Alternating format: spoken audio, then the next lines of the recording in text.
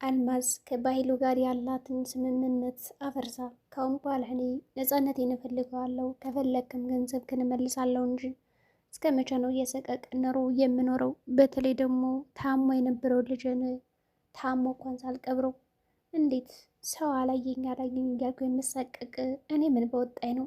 ስለዚህ የመጣ ይምጣ፣ ሰላምም ካየችኝ የራሷ ጉዳይ። ካሁን በኋላ ምንም አንዳችም ነገር የምደበቅበት ነገር የለኝም በማለት ለበኃይሉ ሰተት ብላ በመምጣት ከቢሮ ተናግረዋለች።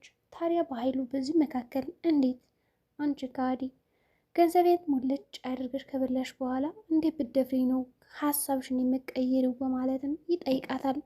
አልማዝም የሞተ ሰው ሀሳቡን የማይቀይረው እንጂ ያልሞተ ሰው እኮ 30 ጊዜም ሊሆን ይቀይራል። ስለዚህ ካሁን በኋላ እኔ እናንተ ተስማምተናል የሚባልበት አንዳች ምክንያት የለም በማለት ተነግረዋለች። በኃይሉ ይህን ጊዜ አንድ ሀሳብ ባይምሮ ይመላለሳል። ሰላም በሌላ በኩል ከዚህ በኋላ እኔ እጄን ለፖሊስ መስጠት አለብኝ እንጂ እስከ መቼ ነፍሰ ገዳይ ነች ተብዬ ልቀመጥ እችላለሁ? ለወንድሜ 74 ሳንቲም ከምሰጥማ ታስሬ ኃላፊነቴንና ከህሊና ህፃ እንዲሁም ደግሞ ከህሊና እዳ ነፃነሽ መባልን እመርጣለሁ። የተፈረደብኝን አመት ተቀጥቼም ቢሆን እወጣለሁ እንጂ የእሱ መጫወቻማ ልሆን አልችልም በማለት ለብሌን ስታማክራትም ነበረ። ብሌን በበኩሏ እትዬ እኔ አንቺ እንድትታሰር አልፈልግም። በእርግጥ ከአልማዝ ሞት ጀርባ የሆነ የተደበቀ ነገር እንዳለ ደመነፍሴ ይነግረኛል። በእርግጥም ደመነፍሴን አምነዋለሁ። አንዳችም ቀን ዋሽተኛ አያውቅም። ስለዚህ መታሰርሽን አሁን አልደግፈውም። ይልቅ ተረጋጊና መፍትሄዎችንና መላዎችን እንፈልግ በማለት ለሰላም አንዳንዱን እያናገረቻትና መፍትሄ እየሰጠቻትም ነበረ። ታዲያ በዚህ መካከል በኃይሉ አንዳች ሀሳብ የተመላለሰለት ነገር ምንድን ነው? ሰላምን ይህን ያክል በውሸት ሞተሻል ብዬ ብዙ ነገር ከተጠቀምኩባት ለምን የእውነት ገድዬሽ ወንጀለኛ አላደርጋትም? በማለት ለአልማዝ ይነግራታል። ይህን የአልማዝ ቢሮ ስለተቆለፈ እንዴት ብላ ትውጣ? ተንቀጠቀጠች። አሁን ፍጥጫው ቀርቧል። በኃይሉ ከዛ ቢሮ ውስጥ ያስወጣታል ወይስ ደግሞ ሬሷን የሚያስወጣት? አልማዝ እንዴት አድርጋ የምታመልጥ ይመስላችኋል? ምናልባት ያላትን ኃይልና ጉልበት ተጠቅማ እንዲሁም ጠረጴዛ ላይ በነበረው ኮምፒውተርና መሳሪያ ራሷን ተከላክላ ያንን በር የተቆለፈውን በር ሰብራ የምትወጣበት አጋጣሚ ሊከሰት ይችላል። ወይስ ደግሞ ከዛው ሞታ ትቀራለች? በሌላ በኩል አሁን ላይ አቤል ዳግምን የነካ እኔ ነካኝ ማለት ነው። ስለዚህ የዳግምን ደም መመለስ አለብኝ በማለት ጓደኞቹንና የሰፈር ጓደኞቹን ሰብስቦ ሳሚን ለማጥቃት ተሰብስበዋል። ሳሚንስ ማን ሊያድነው ይችላል ከዚህ ወጥመድ? በእርግጥም አቤል ብሌንን ስልክ አስደውይ በማለት ከስልኳ ላይ የሳሚን ስልክ በመውሰድ መፍትሄዎችንና እንዲሁም ደግሞ ቀጠሮ እዛ አካባቢ ተመልሰና በማለት ጉዳዩን ለማጣራት እንዲሁም ደግሞ ተመልሶ እንዲመጣ ደውሎለታል። ሳሚ ወጥመድ ውስጥ የወደቀም ይመስላል። በሌላ በኩል ብሌን ምንም አንዳችም ነገር አልጠረጠረችም። በተለይ ደግሞ ስልክሽን አቀብኝ እስኪ ለሆነ ሰው ልደውል ሲላት ምንም ችግር የለውም በማለት በፈገግታና በደስታ ነበር የሰጠችው። አቤል ነገሮችን እንደዛ አደረገበት ዋነኛ ምክንያት ጓደኛው ስለሚጠረጥረውና እንዲሁም ደግሞ መሰሪ ስለሆነ ዳግም በእርግጠኝነት ይህን ነገር በቀላሉማ እንደዚህ ሊያደርግ አይችልም፣ ይህ ልጅማ የደበቀኝ ነገር አለ በማለት መከታተል ጀመረ። እርግጥ ነው አቤል እንደጠረጠረው ዳግም ጠርጥሮታል። ዳግምም ቢሆን አቤል የሆነ አንዳች ነገር እያደረገ እንደሆነ ተሰምቶታል። ይህ ልጅ ተመልሶ ወጥመድ ውስጥ እንዲገባም አልፈቅድለትም። ስለዚህ ጉዳዩን ፈጠን ብዬ ማስቆም አለብኝ በማለት ሀሳብ ውስጥ ገብቷል። ዳግም በመንገድ ሰላምን ለመሸኘት እንዲሁም ሰላምን ለማየት እየሄደች በነበረበት ሰዓት ብሌን ልሸኝሽ በማለት አብሮ ወጥቶ ነበር። አቤል ይህን አጋጣሚ በመጠቀም አብሯቸው ትንሽ ከተጓዘም በኋላ መንገድ ላይ ከቀረ በኋላ ለማንኛውም አንተ ከእናት ጋር ዛሬ ብትውል የተሻለ ነው፣ ያው ብሌንም ወደ ቤተሰቦቿ ሄዳ ስራዋን ብትሰራ የተሻለ አጋጣሚ ነው የሚል ሀሳብ ከቀረበለትም በኋላ እሺ ተባብለው መንገዳቸውን ተለያይተዋል። ቢያንስ እንኳን ተለያይተው ሲሄዱ ሁላቸውም ለየብቻ ነበር የሄዱት። ዳግም እንደተለመደው ብሌንን ከሸኛትም በኋላ ወደ መንገድ ተመልሶ መጥቷል። በሌላ በኩል አሁን ላይ ሁለቶች እናት እንግዲህ ልጅ ናት ብለው የሚተማመኑባት እና ሁለታቸውም የሚጣሉባት ቃል መንገድ ላይ ወድቃ ተዘርራም ነበረ። በዛ ምክንያት እናቶች ሲጨንቁላትና ሲያረግዙላት ነበረ። እንግዲህ ሀረግ ባየችው አጋጣሚ ልጅ ምን አደረግኩሽ? ይህ ነገር ለአንቺ አይገባሽም በማለትም በዋን እያዘራችም ነበረ። በእርግጥም ሁለታቸውም ማዛጋ የቃል ሁኔታ በጣም አስደንግጧቸዋል። በሰላም ወጥታ የነበረች ልጅ እንዴት ነው ተመልሳ መጥታ እንደዚህ ተዝለፍልፋለት ወርቅ የቻለችው እና ምን ሱማት ነው ራሷን የሳተችው የሚለው ነገር ጥያቄ ስለፈጠረባቸው ሁለታቸውም የሞተች መስላቸው ማልቀስ ተጀማምረዋል። በዚህም መካከል ሰላም ተኝታ ሶፋ ላይ የሀረግን ድምፅ ትሰማለች። ቻረግ አይደለችም እንዴ ለምንስ ነው የምታረግሰው በማለት ወጣ ስትል እንቅ አድርጋ ይዛታለች። በዛ ምክንያት ሰላም አሁንም ጮኸችባት። ልጅን ምን አድርገሻን ነው? ገልሻን ነው አይደለ? ጮኸሽበት ነው። በአንቺ ምክንያት ነው እንደዚህ የሆነችው። ከልጅነቷ ጀምረሽ ስትጮይባትና ስትቀጠቅጫት ነው እንደዚህ የሆነችው። ስለዚህ መልሽልኝ እያለች ከሀረግ ላይ መጮህ ስትጀምር ሀረግ ነገሩን ዝም ብላ ይዛ ተረጋጊ ማለቱን ነበር የቀጠለችው። በእርግጥም ሀረግ በዛ ሰዓት ስሜታዊ ሆና ሰላም ብትናገራትና እኔ ያልገደልኳትም ዞር በይሌ ልጄን አትንኪ ብትላት ነገሩ የከፋ ይሆን ነበር።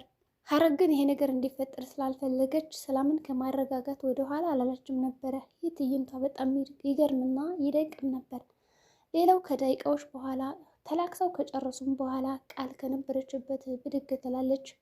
ወዲያውኑ ቃል እንግዲህ ከተነሳችን በኋላ መሬት ላይ ምንድን ነው ያደረገችው? ወደ እናቷ ወደ ትክክለኛ እናቷ ትከሻ ደገፍ ብላ ማልቀሷን ነበር የጀመረችው ወደ ሀረግ። ይህኔ ሰላም ቁጭ ብላ ተመለከተች። ቁጭ ብላ ማልቀስ ጀመረች፣ ሁለቶችን እያየች። የማስበው ነገር እውነት ነው ወይስ ደግሞ አይደለም? ግን እንዴት ማድረግ ይሻላል? ይህ በአይምሮ የሚመላለሰውን ሀሳብና ጥያቄ። ሀረግ ቃልን አቅፋ እያለቀሰች ነው። ቃልም ቢሆን ተደግፋ ተኝታ እያለቀሰች ነው። እነዚህ ሰዎች ምንና ምን ይሆኑ የሚለው ነገር አሁንም ቢሆን አስጨንቋታል። የሆነው ይሁን እንጂ ቃል ደህና ሆና ስለነቃችና ከተኛችበት ወድቃ ስላዩት ሁለታቸውም ደስ ብሏቸው ወደ ውስጥ አስገቧት እንደምንም አድርገው። ሶፋ ላይ ጋደም ባለችበት ብሌን ተመልሳ መጣች።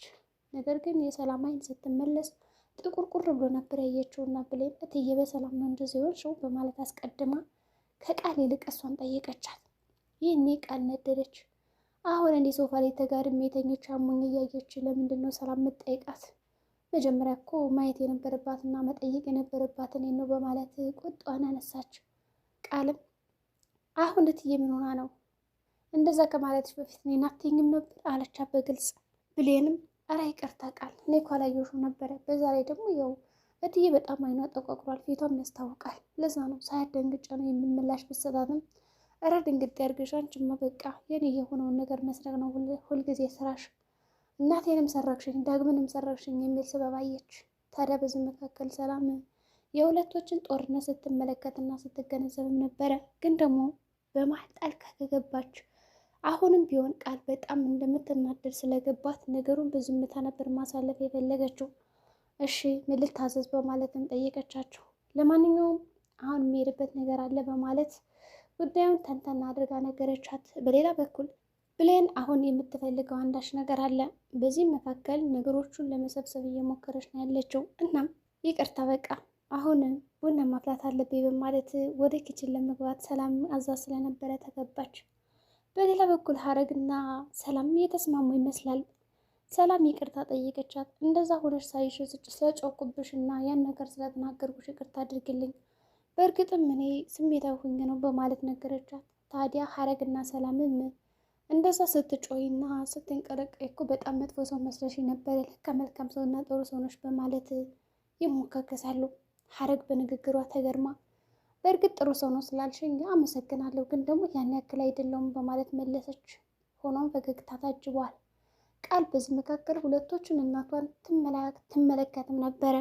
የወለደቻትን በፈገግታ ገንዘቧን የምትፈልገውን በቁራኛ ብቻ የምታየው የምሰማው ንግግራቸው የሚሞጋገሱት ነገር ለቃል ብሽቅ ነበረ።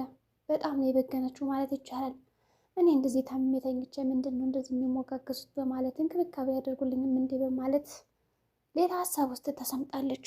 አቤልም ቢሆን ነገሮቹን ለማስተካከል ለጓደኞቹ ደውሎ ዛሬ ማታ ይህን ልጅ ዋጋውን መስጠት አለብን በማለት ለሳሚ ደውሎ እንዲሁም ደግሞ በሜሴጅ ብሌን ተፈልጋለች በማለት በደካማ ጎኑ ገብተው ለመደብደብ አስበዋል። ታዲያ ያኔ ዳግም እዛ መንገድ ላይ ተዘሮ እንደነበረ ማን ሊደርስለት ይችላል? ለሳሚስ በሰዓቱ አቤል ደርሶ ዳግምን ወደ ሆስፒታል ወስዶታል። በአሁኑ ዳግም እንኳን ያሰበው ነገር እንዳለ ሆኖም ግን ደግሞ ምን እንደገመተና እንደጠረጠረ እንዳሰበ የአቤል እቅድ ሊገባው አልቻለም። ምናልባት ሳሚ ሊጎዱት ነው ብሎ ሀሳቡ ይመጣለት ይሆን? ዳግም አቤል አለ የተባለባቸውን መንገዶች እያንዳንዱ ፈትሿል፣ ግን ደግሞ ሊያገኘው አልቻለም እና ወደ ቤት ተመለሰ። በእርግጥም አቤል አይቶታል። ይህኔ ተደበቀና እኔ ጓደኛ ክፉ ነገር እንዳልገባብ ብለህ ነው አይደል እንደዛ አደረከኝ በማለት ይደበቃል። በእርግጥም ከዳግም በላይ ወንድም የለኝም በማለት አቤል ደም ሊመልስ ነው እንደዚህ የሚያደርገው። ዳግምም ቢሆን አቤል ማለት እብድ ሰው ነው። ስለዚህ ሌላ ችግርና ከባድ ችግር ውስጥ ከገባ እኔ ሰው አልሆንም የሚል ሀሳብ ስላለው ነው ተከታትሎት የወጣና መፈለግ የጀመረ። ወዲያውኑ ወይዘሮ ገነት ደወለችና ለዳግም ና ተመለስ የሚል ሀሳብ ከሰጠችውም በኋላ ወደ ቤት ተመልሷል። በሌላ በኩል በኃይሉ አሁንም ቢሆን ወይዘሮ አስቴርን እያስጨነቃት ነው። አስቴር በምን አይነት ቀን ነው ከአንተ ሰው ጋር የተገናኘሁት በማለት ሙልጭ አድርጋ ወርዳበታለች። በዚህም ሽንፈትን አምኖ መቀበል አልቻለም እና ሲጣርግ ይገልሻለሁ እንጂ ከዚህ ቤት ማትወጫትም በማለት በሩን ቆልፎባታል። ነገር ግን ይገላታል ወይስ ደግሞ አግቶ ያሰቃያታል? የአስቴር መጨረሻ ምን ሊሆን ይችላል? ሰላምስ እስር ቤት ትገባ ይሆን? በአሁኑ ብሌን ነገሮቹ ይረጋጉ እጅ እንዳሰች በሚል ሀሳብም ሰጣትም ነበረ። የዛሬ ቪዲዮአችን ምን ይመስላል? በቀጣይ ቪዲዮ እስከምንገናኝ መልካም ጊዜ ይሆንላችሁ።